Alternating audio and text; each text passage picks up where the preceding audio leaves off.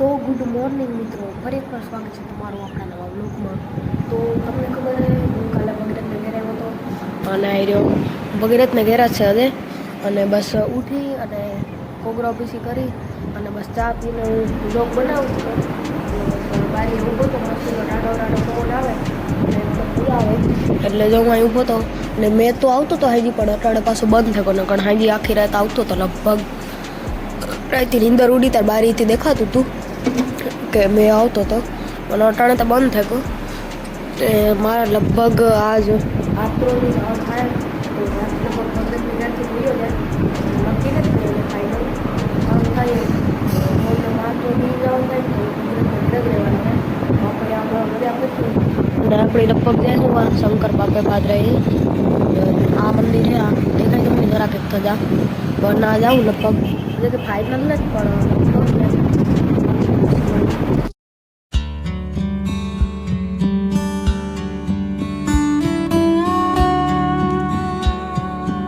મિત્રો આપણો આથરોલી જવાનો પ્રોગ્રામ કેન્સલ થયો અને એક નવો પ્રોગ્રામ બન્યો આપણો. આ ભગીરથને ઘેર સમોસા બનાવવાના છે. તો પહેલાં તો હાંજનો પ્રોગ્રામ હતો કે હાંજી બનાવ્યું, પણ હાંજી તો મારે પછી રોકાવવું પડે, તો મારે પછી સવારે સોમવારે તો ભણવાઈ જવું પડે. તો મેં ઘેરથી દફતરના ડ્રેસને બધું લેવું પડે ઘેરથી. તો એ પ્રોગ્રામ કેન્સલ કર્યો ને હવે પ્લાન બનાવો કે આપણે અટાણે સમોસા બનાવવા. તો હાલો તો હવે સીધા મળીએ સમોસા ખાવા અટાણે. તો મિત્રો હવે સમોસા બનાવવા હાટું આપણે બટેટા બાફી લીધા. હવે બસ બટેટા ફોલી અને ચટણી બનાવે. તો આપણે આ બટેટા ફોલવાના એવા બધા તો લેટ્સ ગો, હાલો બટેટા ફોલે નાખ્યા બધા. તો મિત્રો આપણે અહીં ચટણી તૈયાર થઈ ગઈ સમોસા હાટું, અને એવાને ફ્રીજમાં મૂકી દઈએ એટલે ટાઢી થવા. તો મિત્રો હવે સમોસાનો મસાલો તૈયાર થઈ ગયો અને એવાને મિક્સ કરવાનો છે. એવું જો અટાણે નાથીમાં મિક્સ કરે છે આપણો મસાલો. તો હવે ફટાફટ મિક્સ થઈ જાય એટલે પછી આપણે આગળનું પ્રોસેસ ચાલુ કરીએ. 10:45 થાય અને હજી સમોસા બન્યા ને અને મને લાગી ભૂખ અને મેં વરસાદનું વાતાવરણ થઈ ગયું, જો પવન થઈ ગયો ચાલુ અને બહુ એવું ટાઢો પવન આવે એટલે લગભગ મેં આવવો જ જઈએ. જોતા ખરી આવા વાદળા આવે ગા બહુ વરસાદ વરસવાની તૈયારી છે. આકોરા કહીને અંધાર પણ આકોરા આવે એટલે મને લાગે કે વરસાદ આવવાનો છે. હજુ તો આવ્યો ને તો ને આપણે સમોસા બને, ભૂખ લાગી મને દુનિયાને એટલે હું કારણ વાર જોવા વેલેરા બને જાય. એ લગભગ બહુ વાર નહીં લાગે, અડધી કલાક સુધી થાય તો ત્યાં સુધી કંટ્રોલ કરીએ.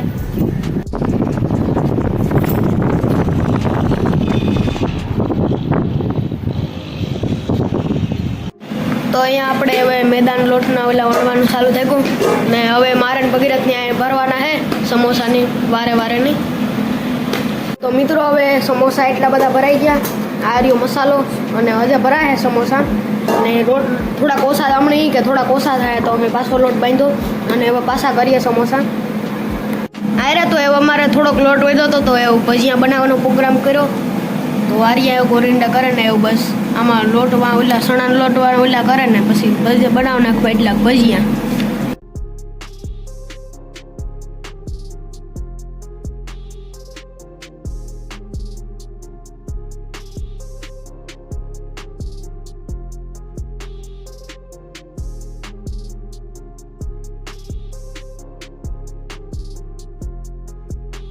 તો મિત્રો હવે બપોર આપણા સમોસા તરાવવાનું ચાલુ થઈ ગયું અને આ પહેલું જોયું છે. હજી એકી તેરા નહોતા, 3 નાખ્યા એ આખા તરાઈ જાય પછી ખાવા ટાણે મળીએ સીધા. તો મિત્રો હવે મેં વરસવાનો ચાલુ થઈ ગયો. બહુ તો નથી વરસતો, ખાલી સાટા એવું આવે. આરિયા હું કહેતો ને કે મેં આવવો જઈએ વાદળા ઉતા એટલી જો મેં ચાલુ થઈ ગયો.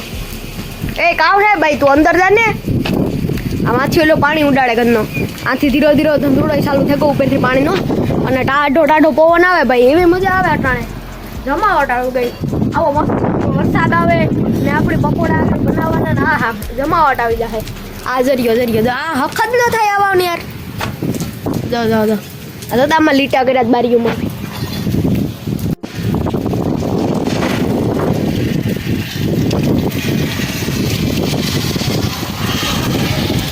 તો મિત્રો હવે સમોસા ખાઈ લીધા, હબાવ પેટ ભરે નહીં અને એવું બાર જોયું તો વધારે મેં ચાલુ થયો બહુ. અને વાંથી જવાર વાવી અંદર વાંથી ઓલો તૂટે ગયો ભગીરથ જટાણે નાથી હાંધે તૂટે બધું અંદર આખું પાણી વયું ગયું રોડનો નોલીકોરાથી બધું જે આવે ને એ બધું અંદર જાય તે પછી ભગીરથ ગો બંધ કરવા ને હું તો અહીંયા ઊભો છે ને આ મેં હાવ ફૂલ વરસવા માંડ્યો આ રહ્યો જો આ ઉપરથી ફૂલ ઓલા પાણીના ઓલાને પડવા માંડ્યા અને આ પાણી ભરાઈ ગયું ઉપરથી બધું રોડનું પાણી આવે ને બધું આવે એટલે આ પાણી ભરાઈ ગયું અને આ હબાવ ભરાઈ ગયું ને મેં ફૂલ વરસે ને સારું આ લાઇટ વહી ગઈ હતી પાછી આવે ગઈ ને લાઇટ વગર નહીં રહેવાનું ખાત.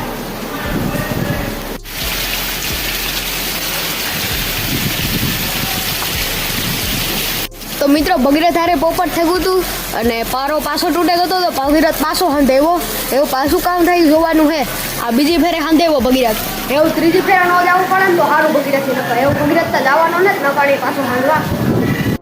મિત્રો આપણો પોપટ થઈ ગયો ભગીરથનો પાછો ક્યારો તૂટી ગયો અહીં રહ્યો આ પાછો ક્યારો તૂટી ગયો બસ હજી મેં બંધ નથી થયો હજી ચાલુ જ છે હજી બંધ થવાનું નામ નથી લેતો હજી થોડોક ઓછો થયો બાકી બંધ તો હાવ નથી થયો.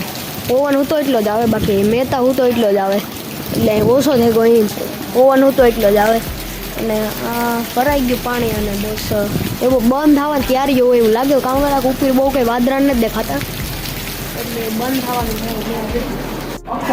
તો મિત્રો આપણે ઘરે એક નવો મહેમાન આવ્યો એટલે કે ભગીરથના ઘરે આ કોક મહેમાન આવ્યો હે એ કાવ નામ હે તારું ધ્રુવ કાવ નામ હે ધ્રુવ તો આનું નામ ધ્રુવ હે લખતા આવડે તારું નામ થોડી લખતા એ ભાઈ આને લખવા દેતા ભગીરથ પોતાનું નામ લેખ તારું નામ લેખ આમાં લેખ તારે હા એમ લેખ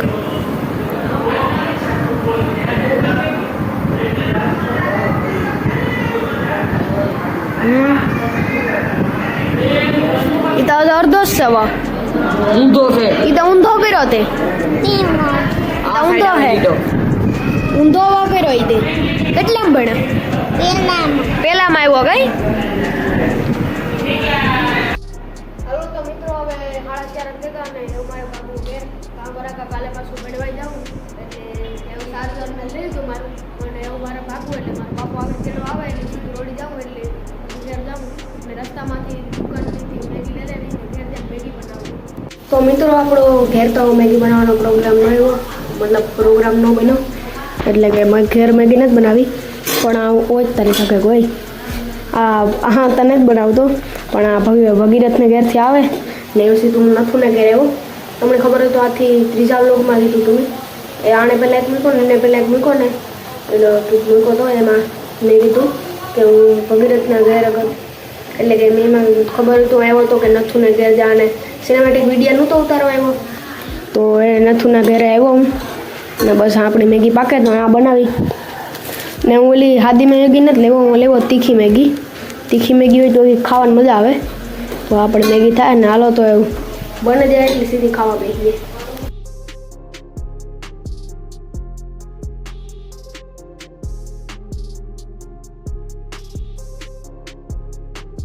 તો હાલો તો મિત્રો આપણી લાલ સોર તીખી ભડકા જેવી મેગી તૈયાર થઈ ગઈ અને હવે ખાઈએ ફટાફટ કામ કરે કે મને ભૂખ લાગી બપોર થયાનું કંઈ ખાધું જ નથી કંઈ મોમાઈને તો ડેડું એટલે ભૂખ લાગી દુનિયાને તો ફટાફટ ખાઈ લઈએ.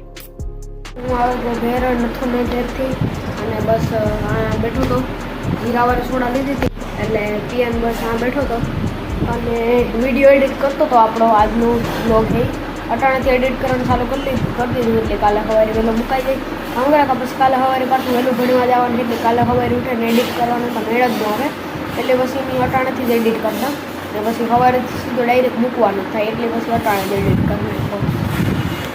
તો મિત્રો હાંસ પડી ગઈ અને આજના બ્લોગમાં એટલું જ કેવો લાગ્યો તમને બ્લોગ કમેન્ટ કરી દેજો અને ચાલો તો ફરી મળી આવતા નવા ધમાકેદાર બ્લોગમાં. Good bye.